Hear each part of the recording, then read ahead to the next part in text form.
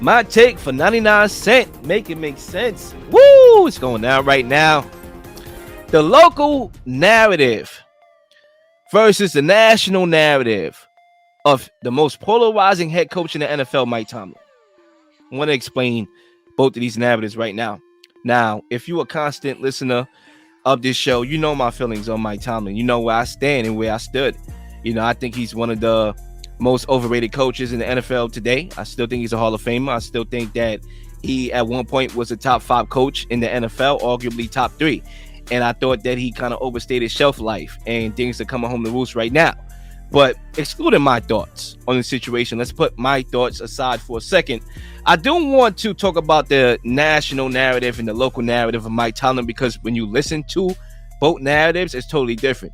For example, Rich Eisen on his nationally syndicated program said fans and people in the town are out of their minds to want to get rid of Mike Tomlin.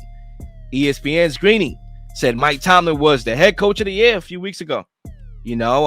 Along with other outlets like The Ringer, who had Mike Tomlin as their head coach of the year midseason. The Athletic, who had Mike Tomlin head coach of the year midseason. Over guys like John Harbaugh, who has, for the most part, had his team atop the division for the majority of the year. Over guys like Kevin Stefanski, who has been juggling quarterbacks throughout the whole year. Over guys like Dan Campbell, at one point at that time, was 7-2. Over guys like DeMeco Ryans, who was winning games despite being a rookie head coach with a rookie quarterback. They found it fitting to have Mike Tomlin being the head coach of the year midseason. As far as the local narrative of Mike Tomlin, you'll see a different painted picture. Local radio hosts said they have been calling for the Steelers to trade Mike Tomlin or fire Mike Tomlin. You had the Pittsburgh Post. Is the Mike Tomlin era nearing its end? Terry Bradshaw already told y'all years ago that Mike Tomlin was an overrated coach. Yeah, I said it. Terry Bradshaw, former quarterback of the Pittsburgh Steelers. Mark Madden, a Pittsburgh local radio host, said, and I quote, "The Steelers should fire Mike Tomlin." Two very different pictures painted of Mike Tomlin here. And in closing, what I do know is that if it was a regular coach, the national media will be very different. It will be like, okay, you lost to 2 of the worst teams in football. Your seat is hot. But when it comes to the national media, the fans are spoiled. The grass ain't green on the other side. Belichick came into this season with hot seat rumors. His job is hot. Okay, but Mike Tomlin's job is cold. And although Mike Tomlin never had a losing season, okay, he never, he had a losing postseason. He's 8-9 to be exact in the postseason, having been 3-8 in his last 11 playoff games and not having won a playoff game in about 6 years. So when we debate the national narrative of Mike Tomlin versus the local narrative of Mike Tomlin, you know where I stand. And that's my take for 99 cents.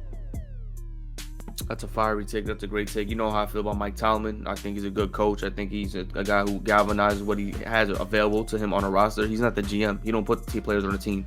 But he's involved. He does what he can. Mike Tomlin is definitely involved in a lot of what the team do. But he's not the XO factor. He's not the de facto. He has a big hand, bro. He has a big hand in the draft picks. He has a big hand in the quarterback. He has a big hand. I can't knock him on quarterback. I can't knock him on quarterback. It was a bad quarterback draft. They had Big Ben for years, and they wasn't getting rid of him. That's not. I'm not blaming him for the quarterback that they have, because they didn't have no other options. It was a bad quarterback draft when Big Ben left.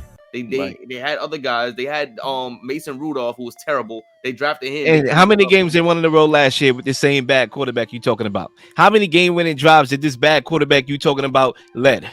No, you know what I'm saying? I said it's a bad quarterback draft. I'm not calling it back. I said it's a bad quarterback draft. That's that guy. Kenny Pickett is a Zach's guy. I'm saying it was a bad quarterback draft. There was no bona fide star quarterback in that draft. So you just have to go what you had. They drafted somebody. It didn't work out development-wise. It's not working out. They blame offensive coordination. Now they're blaming the quarterback. Now they're blaming the head coach. They're putting all these different issues and reasons why the Steelers are not doing well. And I just feel like the roster construction is not on Tomlin only.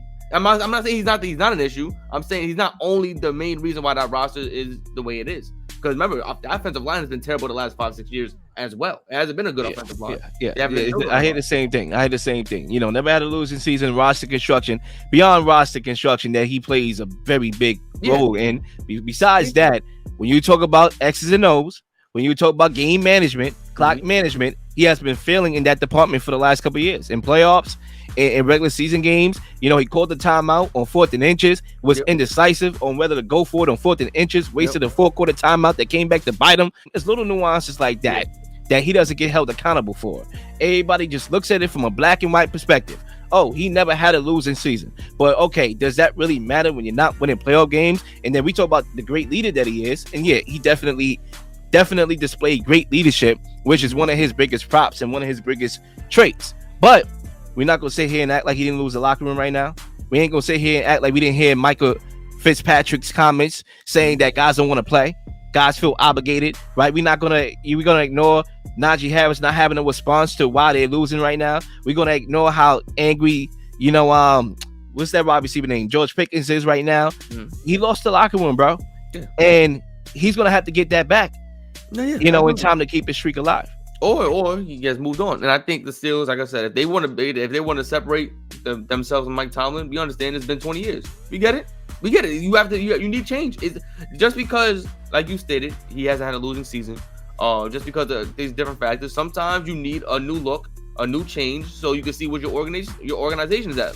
Let's remember what the Giants and Tom Coughlin did. Tom Coughlin and the Giants were a team. When they went to Super Bowl, they were making playoffs every year, and they got rid of Tom Coughlin. What happened? The Giants started to look terrible ever since then, but sometimes you need to separate yourselves from that so you can really pinpoint what the main issue is. I'm not saying that's going to happen the same thing with the Steelers, but if the Steelers feel that Mike Tomlin is holding the team back, holding the offense back, and that's how the players feel, then maybe you need to separate the head coach, get a new head coach in there, let Mike Tomlin go somewhere else, and then you see where the Steelers are at as an organization, because you can only blame the head coach for so long, because once they're gone, you see what the team is after he's gone. And like similar to Tom Coughlin, when the Giants got rid of him, the Giants saw who they were as an organization afterwards. They were still, they got messier as an organization and as a team. At one point when Tom Coughlin was there, we were calling the Giants front office one of the more respectable front offices in NFL, or one of the more respectable organizations in NFL. Tom Coughlin leaves, all this messiness, all this craziness started happening in that Giants organization. And it looks terrible. It sounds terrible to this very day. Still very messy. Still very rumors, X, Y, Z. Coaches don't like coaches. Coaches don't like players or other stuff. Post Tom Coughlin. So we're going to see what Mike Tomlin, in that effect, will happen when they separate themselves from Mike Tomlin. And that's a fair point. But at the end of the day, when you're Art Rooney and you had 3 coaches for the last 30 years, you don't know what's on the other side. That's the point. In this life, you got to take risks. Understand this narrative. The grass ain't greener on the other side. That's what a lot of people are saying in regards to Mike Tomlin. The grass ain't greener, but we don't know that. There was times when I was in college and I had a melting point. I was like, yo, if I stay, I ended up graduating college on time. Okay. But there was a point in time where I was in my sophomore year and I was like, yo, am I going to quit or am I going to continue? I didn't know it was on the other side. Right? I didn't. But I made the move and I stayed with it and I went and I graduated on time. Boom. Bachelor's, okay? Take that, suckers. Right? But when you talk about Mike Tomlin and the Steelers, you don't know because you've been content with just running out the same product. You're lazy. Matt Canada overstayed his due. Right? You took years to fire the worst offensive coordinator in the league. Right? The Ravens already juggled 3 coordinators in that span. Right? You're lazy. I'm glad I brought up the Ravens. We ain't know what was behind, the grass when it came to who was the coordinator, Greg Roman. We didn't know that. We didn't know. We was wondering, damn, is that going to be a fit? Is Lamar Jackson going to be a passer? Right? Should we give him a passing coordinator? How's that going to mesh well? We didn't know. But now we know. And we know because they're winning games. They got the number 1 seed right now. Right? So I think the Steelers, I think it's time to, some things that it over expires, right? Some things expires. That milk you got in your refrigerator expired, bro. Right? That condiment, whatever you got in your cabinet expired, bro. Not everything lasts. And I think it's time for the Steelers to trade Mike Tomlin, get some value. He's very popular. He'll have a job. Somebody will send you a first rounder for this guy. And then you see how you can build this team and go from there. And that's where I'll leave it. Yeah, I agree. Great topics all around. Please like and subscribe to the channel. Yes, We're sir. working hard. And if you got a take for 99 cents, please put it in the comments. We working. And yeah, listen, it was a great show today. I appreciate it. I know it's a little frigid outside. I hope everyone stays warm, stay bundled up, don't get sick, because we have a lot more stuff on the way. Please like and subscribe for all the up-to-date content. You've been slinging shows left and right, slinging content left and right. Please don't miss anything. If you do, like, subscribe, leave a comment, or leave a question, something you may want to answer, something you may have. It's all ideas are great ideas. Nothing's a dumb question.